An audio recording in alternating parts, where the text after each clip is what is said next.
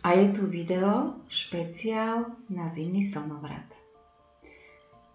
Trošička o ňom som už hovorila po svojom videu Vianočné obdobie, ale teraz nebudem ani tak hovoriť z toho numerologického hľadiska, ako z poznania symboliky a troška takého prírodného čarodejníctva, ktoré vlastne mám znalosti od mojej veľmi dobrej kamarátky a mojej bývalej študentky kurzu numerológie, ktorá sa venuje práve prírodnému čarodejníctvu.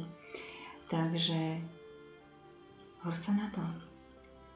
Čo by som vám k tomu povedala? Mnohí z nás vnímame zimný slnovrat ako určitý symbol vianočného obdobia. No z môjho pohľadu to má o mnoho hlbší význam. Je to tichý, pokojný čas, ktorý nás privádza k prehodnocovaniu a zamysleniu sa nad tým, čo ďalej v novom budúcom roku, čo potrebujem ukončiť, lebo samozrejme nie vždy všetko dokážeme do konca roka ukončiť, čo dokážeme vyriešiť, ale pokiaľ čokoľvek zvládneme a máme dostatok na to síl, času a prostriedkov, tak to je dobre určite urobiť.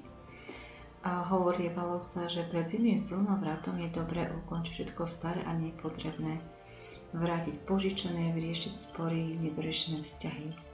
Ako to robievali kedysi naši predkovia, keď sa chystali vstupovať s čistým štítom do nového kalendárneho roka. Ja milujem veľmi sviečky, ktoré si zapávam počas celého roka, nielen v čase slnovratu, a preto si myslím, že k zime určite nepochybne patrí element ohňa, ktorý nám v našich príbytkoch nahrádza slnečné a hrajevé svetlo a súčasne nás tak chráni pred zlými duchmi, temnými silami. Rovnako ako v prírode, keď svetlo vymení tmu, preto sa v našich domoch zapalujú sviece, aby sme vytvorili ten symbol svetla pred temnotou, takzvanou temnotou. Prečo? Pretože vlastne, čo je vlastne tá temnota? Temnota nie je len to, čo vidíme zvonku, ale temnota je aj v nás vnútri. To sú naše takí vnútorní démoni, inak povedané stav mysle našich podvedomých programov. A preto naše babičky alebo naši predkovia veľmi radi práve počas zimného slnovratu piekli maškrtný zvierov, že si takto osladia život, najmä ak v tom živote chýbala láska.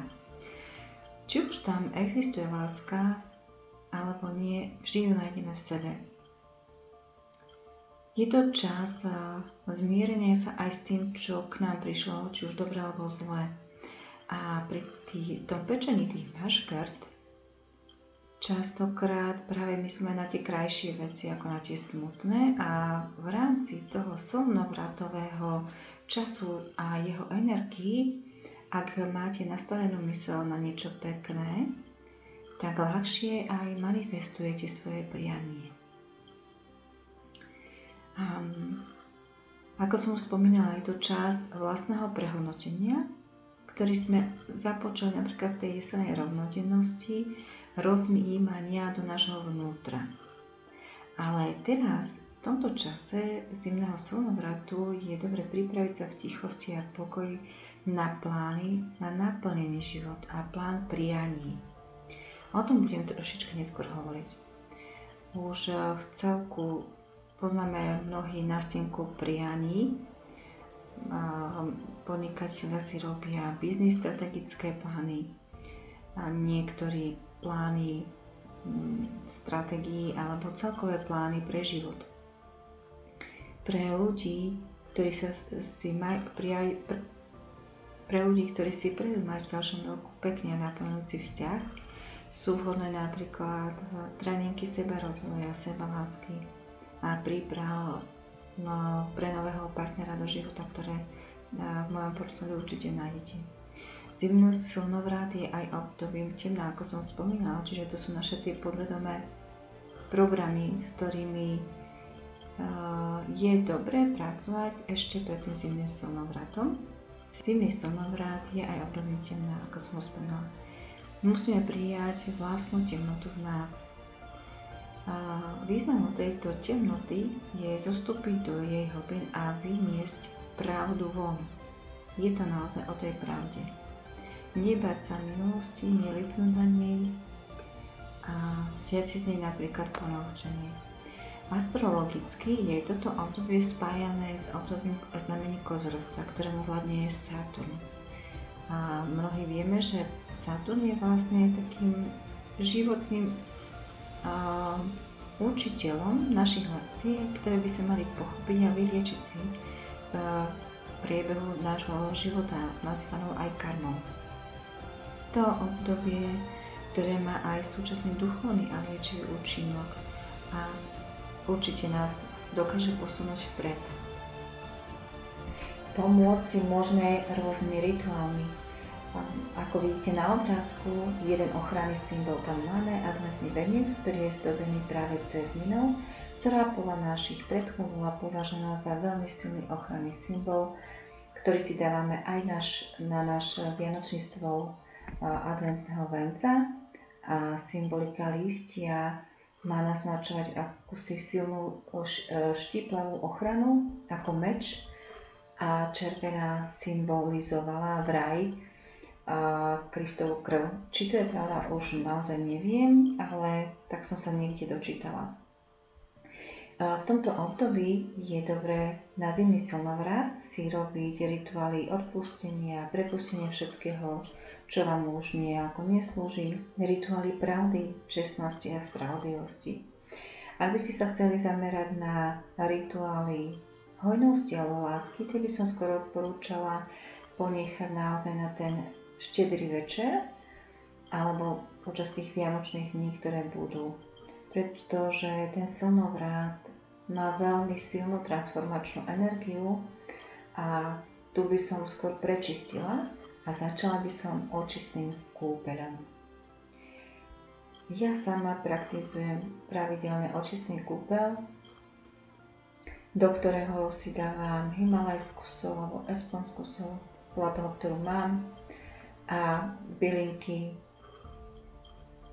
najčastejšie myslím, že bobkový list a čistec. Čistec určite patrí do každej kuchyne, do každej domácnosti, pretože je to veľmi silná bylinka. Takže predtým, než budete akékoľvek rituály robiť, alebo sa chcete cítiť len lepšie, mať viacej energie, tak je dobre naozaj sa očistiť zvonku na vašej fyzickej stránke toho tela, ktorý pôsobí aj dovnútra, pretože v tom kúpeli naozaj vypnete hlavu, vypnete celkovo, uvoľnite sa a v uvoľnenosti je predsa to najlepšie ticho, najlepšie nápady prichádzajú, najviac uvoľnenia a najviac toxínov z tela sa vyplavuje a vyplavuje sa všetko to, čo tam nepatrí a čo k vám nepatrí a odchádza preč. Po takom očistnom kúpeli určite odporúčam si dať potom ešte takú sprchu s čistou vodou, ale už sa neumývať. Aspoň si myslím, že nie je dobre po takom očistnom kúpeli si dávať voňavé nejaké šampóny s chemickým zložením, pretože vlastne tie byliny, keď necháte na sebe pôsobiť, tak majú určite o mnoho výraznejšiu a dôležitejšiu úlohu a lepšie pôsobia v tom danom čase. Takto pekne očistený si môžete potom v kľude sadnúť a začať tvoriť buď na stienku priamy, ktorý mnohí poznajú ako Vision Board, alebo si napísať list Ježiškovi, alebo nejaký list manifestácie, afirmácií, čohokoľvek, čo vás napadne, alebo tzv. Aj list prianí. Nech si to pomenujete akokoľvek, vy predsa sami tomu rozumiete, čo viete robiť. Ale na list prianí je dobre si ponechať naozaj ten čas, premyslieť si, čo tam naozaj chcem, aby to nebolo halabala a aby ste potom ten list nemali kadejako poškrtaný, posmičkovaný, že toto som mohol inak napísať. Čiže radšej si ho napíšte tak nejako nahrubo niekde, pozrite sa naň, vytvorte z neho kratšie vety a vytvorte z neho vety v prítomnom čase a čase, ktorý sa už akoby deje. Čiže udalosti vášho života, ktoré sú s vami emočne, dušou a myslou prepojené v jedno. Čo tým myslím? Myslím tým, že to, čo píšem, cítim a rezonuje s tým, čo chce moja duša. Špeciálne na manifestačné priania mám svoj vlastný program a tí, ktorí by mali záujem, tak pokiaľ sa vás dosť prihlási, alebo záleží od koho, koľko sa ľudí prihlási, budem potom robiť novoročné vlastne také videá, nejaký cyklus, možno 5-6 dní, na to, ako sa správne pripraviť, ako správne manifestovať svoje priania, ale úplne vám postačí vedieť a poznať túto schopnosť uvažovať, myslieť a cítiť v prítomnom čase, čiže ako už to keby prežívam. To znamená, príklad, chcem vzťah, tak si predstavím ten konkrétny vzťah, nie partnera, ale samozrejme partner tam je, ale preciťujem to, čo zažívam v tom vzťahu, v tom partnerstve. Ak si prajem dom alebo byt, tak si mysľou a cítim v srdci a duša mi skáče radosťou, že prežívam tú radosť, že ten byt alebo dom mám. Čiže ako keby, že sa v ňom prechádzam, vytváram si v ňom napríklad krásne obydlie, čokoľvek. Čiže proste prežívam to, čo sa, ako si prajem, aby sa stalo do budúcnosti, ale prenášam to v tomto momente na prítomný okamih. Takže takto by som začala tvoriť ten list prianí. Ale už keď to budete mať naozaj premyslené, tak máme tu aj dary prírody. A jedným z darov prírody, ktorý si prinášame do našich obydlí, je vianočný stromček. Tento list prianí natiahla by som si deku pod neho a písala priamo pod stromčekom. Môj tip pre vás.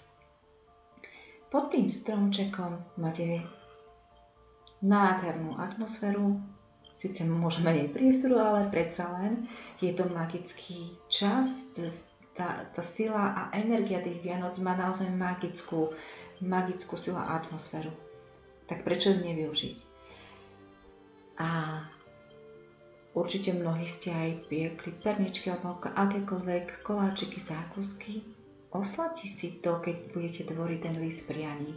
Dajte si k sebe dobroty, kávu, čaj, kdokoľvek čo chce.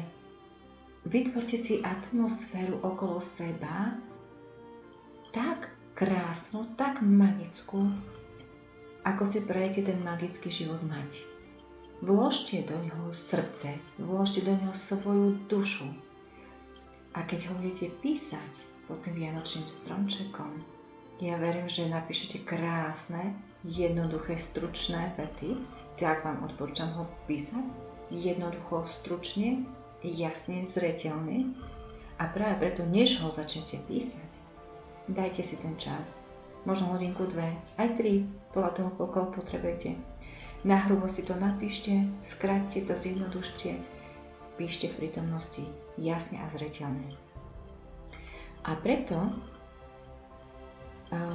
tie dary prírody, to môžu byť aj napríklad pomaranče, mandarinky, banány, akékoľvek ovocie, pretože ovocie, orechy sú symbolom plodnosti, hojnosti. A pokiaľ si do nich budete dávať manifestačné zámery na hojnosť, na lásku, tak hojnosť nie je len tá, ktorú poznáme vo forme peňazí, ale hojnosť je v nás. Čiže toľko lásky, koľko v sebe máte, je hojnosť. Toľko dobrá, koľko v sebe máte, je hojnosť. A to všetko môžete vložiť do tohto priania, do listu priania, ktorý si potom zviažte, odložte na miesto alebo dajte si ho pod vianočný stromček. No proste buďte kreatívni. Porozmýšľate, čo by ste urobili tak, aby ste mali pocit toho kúzla vianočného, ktoré potom nastane 24. decembra. Takže horsám do tvorby, priatelia. A na záver vám poprajem v týchto krásnych sviatočných časoch radostné Vianoce a plné srdce lásky. Nech je váš domov naplnený teplom rodinných chvíľ, vôňou vianočných dobrot, melódiou šťastných smiechov. Nech vám priniesie tento sviatočný čas spoločne strávený s tými, ktorých máte radi, nielen radosť, ale aj pokoj a oddych vianočnej nálady. Čas darovania a prijímania nech naplní vaše srdcia šťastím, hlbokým pocitom spokojnosti. Do vašich životov nové začiatky plné radosti, lásky a pokroku. Aby každý okamih bol zdobený šťastím a príjemnými prekvapeniami. Želám vám, aby ste v týchto sviatočných dňoch našli pokoj, lásku a nadšenie. A nový rok priniesie do vašich životov nové príležitosti a úspechy. Šťastné Vianoce a šťastný nový rok vám prajem.